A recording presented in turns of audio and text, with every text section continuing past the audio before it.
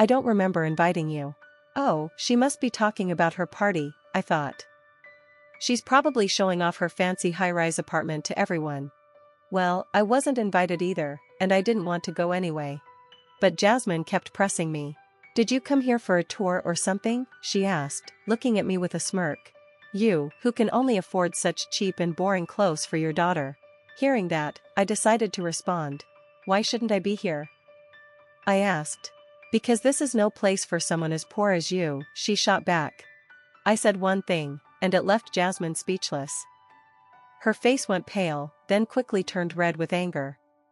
She called me a liar, which I found pretty funny. Let me explain a bit about myself. My name is Alan, and I'm a homemaker. I used to want a job, but my husband asked me to stay home and take care of our family, so I did. I work hard every day, and it's a joyful life. My husband, our lovely daughter, and I share a home filled with love and care. This story happened a few years after our daughter was born. By then, she was old enough to start preschool. We looked at a few schools and chose one where we thought she could grow and thrive. At first, she was nervous, but she quickly made friends and enjoyed her time there.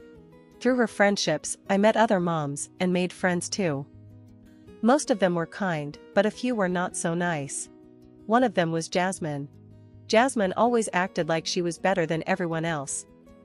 Other parents told me her husband worked at a famous company, and she loved to brag about being his wife. Jasmine's stories were always about fancy things, staying in luxurious hotels, traveling abroad, or buying expensive designer items. Recently, I had to hear her brag about having lunch at a famous chef's restaurant. While Jasmine had a small group of friends among the moms, I preferred to stay away from her. But, as life goes, we can't always avoid certain people. One holiday, I took my daughter to the park and unexpectedly ran into Jasmine. "Oh, hello there," she greeted me. Jasmine was dressed in a tight, elegant dress and delicate, strappy shoes. Everything she wore screamed expensive. Her outfit was eye-catching and flashy, hardly what you'd expect someone to wear to a park with their child. "Hello," I replied, trying my best not to look uncomfortable. Jasmine suddenly stopped smiling and stared at me. Her gaze confused me, and I wondered if I'd done something wrong. Then I realized she was looking at my daughter, who was standing beside me. Jasmine chuckled in a mocking way and turned to me with a smirk. "Hey, where do you buy your daughter's clothes?" she asked. I was caught off guard and wondered why she was asking. But her next comment made it clear. "Those clothes look so cheap. Don't you feel bad for your daughter?" It was true that my daughter was wearing a simple t-shirt and skinny jeans, the kind you could find anywhere. But they were neat and clean, and I'd never thought much about it. I just laughed lightly and ignored her comment. Anything I said would probably lead to an argument, and I wasn't in the mood for that. It was better to avoid unnecessary confrontation. When I gave Jasmine a forced smile, she seemed to think she had struck a nerve. With a smug expression, she said, "If you can't afford better clothes, let me know. I can give you some of my kids' old clothes. They're secondhand, but if you want, I can even give you some of mine." I had no intention of taking her offer, so I replied vaguely, "Sure, I'll keep that in mind if I ever need to." By now, our kids were busy playing on different equipment, and I was eager to end the conversation. "My daughter seems to want to play somewhere else, so I'll have to go," I said. "Well, if you ever need help with clothes, don't hesitate to ask," she said with an exaggerated wave as we parted ways. As I walked away and saw my daughter's cheerful smile, my irritation started to fade. Not long after, I heard that Jasmine was inviting some of the moms to a party at her house. Apparently, she and her husband had just bought a brand new high-rise apartment, and she wanted to show it off during the party. I wasn't invited, but I didn't care. A party at Jasmine's house was bound to be an opportunity for her to brag, and I had no interest in that. Rumor had it that there was even a dress code for the party. Guests were told to wear flashy, brightly colored, and glamorous dresses, hardly the kind of thing you'd expect for a casual gathering at someone's home. I also heard that Jasmine only invited moms from well-off families to her party. Looking at the guest list, it was clear these moms had husbands with high-ranking jobs at global companies or came from families that owned large properties. The dress code seemed like a way to filter the guests. Realizing once again how much Jasmine judged people based on wealth, I was completely fed up. I seriously started thinking about how to avoid her in the future. But as long as our kids were in the same preschool, avoiding her completely seemed unlikely. After the awkward park encounter, I also realized we lived in the same neighborhood, which made things even harder. I found myself wishing the problem would just disappear, so much so that I even wished on a star. One day, I found myself walking into a high-rise apartment. I opened the automatic lock at the entrance, stepped inside, and looked around the floor. Suddenly, a door creaked open, and to my surprise, Jasmine appeared. I froze for a moment, caught off guard. But I quickly regained my composure and said, "Well, hello there," even though I didn't really want to speak to her. Jasmine, however, didn't return my greeting. She just stared at me with wide eyes, clearly shocked. We looked at each other in silence for a moment before Jasmine frowned, her anger unmistakable. Then she spoke. "I don't remember inviting you," she said coldly. I realized she was talking about her party. "Well, I wasn't invited," I replied simply. And honestly, I didn't want to go anyway. Jasmine didn't like my answer. She snapped, "Then why are you here? Why am I here?" I repeated.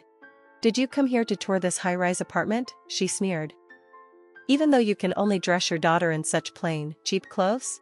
Her mocking tone was unmistakable. I decided it was time to speak up. I carefully chose my words and said, "Do you think I shouldn't be here?" "Yes," she said confidently. "This isn't a place for someone like you." "And why is that?" I asked. "Because someone poor like you doesn't belong here," I responded calmly but firmly. "Well, this is actually my home." Jasmine froze.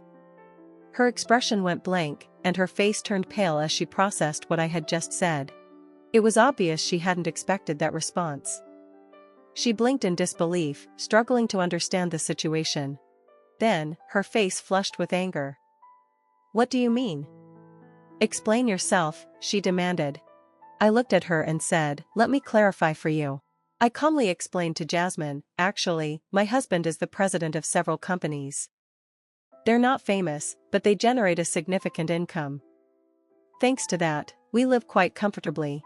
He owns several properties across Japan, and this high-rise apartment building we're in now is built on one of his properties. So technically, this building belongs to my husband, and it's also our home. My husband knew I wanted to work, so he entrusted me with managing this building. That's why I'm here regularly." Jasmine's eyes widened in shock. "What? I didn't know that," she exclaimed. "When I signed the contract for my apartment, I met a man who was the manager, not you." "Oh," I replied. "That must have been my husband. He handled the key handover for me this time, so we didn't meet. You can tell all the lies you want." Jasmine snapped. With that parting shot, she stormed back into her apartment. But then, to my surprise, she returned with her arms full of random items, children's toys, stuffed animals, clothes, and stationery. "You're the one dressing your kid in pitiful clothes." "Stop lying," she shouted as she started throwing the items at me. "There's no way you earn more than me." Her sudden outburst left me speechless. The items she threw scattered around the floor with loud thuds, a clear sign of her uncontrolled anger. I decided it was time to clear up another misunderstanding, the park incident. "About my daughter's clothes that day," I began. "What about them?" Jasmine snapped. "Do you remember the day we were at the park? What does that have to do with anything? My daughter loves playing in the sand, so I dressed her in clothes that could get dirty. That's all," I explained calmly. "Lies!" Jasmine yelled. "It's the truth," I said, pulling out my phone. I showed her a picture from my album. In the photo, my family of 3 was smiling together, and my daughter was wearing a recognizable children's brand outfit. Jasmine froze, her eyes widening even more. "You only dressed her nicely that one time, didn't you?" she screeched, desperately clinging to her denial. "That's not true," I said, scrolling through more photos. I showed her multiple pictures of my daughter, some dressed nicely for special occasions, others in casual clothes for messy play. Seeing this, Jasmine clenched her fists and trembled, unable to come up with a response. What are you trying to say?" That being wealthy makes you superior? She yelled, her anger spilling over. Suddenly, she pushed me hard on my shoulders. That was the last straw. Other mothers who had been observing the situation came outside and tried to calm Jasmine down. She lied to me. There's no way she lives in this luxury apartment. Jasmine shouted. She's just pretending to be more popular than me. Despite their attempts to soothe her, Jasmine kept yelling. Eventually, perhaps from sheer exhaustion, Jasmine finally quieted down. She stood there, breathing heavily, looking disheveled, her hair a mess, one slipper missing, and surrounded by the aftermath of her tantrum. The hallway was littered with broken toys, damaged stuffed animals, and other items she had thrown. I glanced inside her apartment and noticed our children peeking out, looking worried. "Are you satisfied now?" I asked, giving Jasmine a polite but fake smile. She didn't respond, her face twisting in frustration. "I hope you enjoy your luxury apartment brag party," I added as I walked past her. "And please, clean up the mess you made." From behind me, I heard her shout, "Liar." It was a weak attempt at defiance, and I couldn't help but chuckle. After this incident, Jasmine's reputation among the other moms completely fell apart. Her arrogant behavior had already caused tension, and this outrageous tantrum was the final straw. What made things worse was that Jasmine even tried to make the other moms clean up the mess she had created. They refused and began distancing themselves from her, labeling her as unstable. The close friendships Jasmine thought she had built among the preschool moms dissolved, leaving her isolated in the community. Not long after, rumors began circulating that Jasmine had gotten a divorce. Apparently, Jasmine had been living extravagantly on her husband's money, spending on international trips and designer goods. This had strained their marriage for some time. The tantrum where she threw objects at me and refused to clean up afterward was the final blow. It was said that her husband confronted her and decided to end their marriage. Jasmine reportedly begged him, "Please don't leave me," but he responded firmly, "I never thought you'd stoop this low. I can't stay with you anymore. I'm taking custody of our child." And with that, Jasmine was left completely alone. Their marriage had been a secret elopement, so Jasmine had no family or close friends nearby to support her. Jobless and without her husband's financial support, she struggled to get by.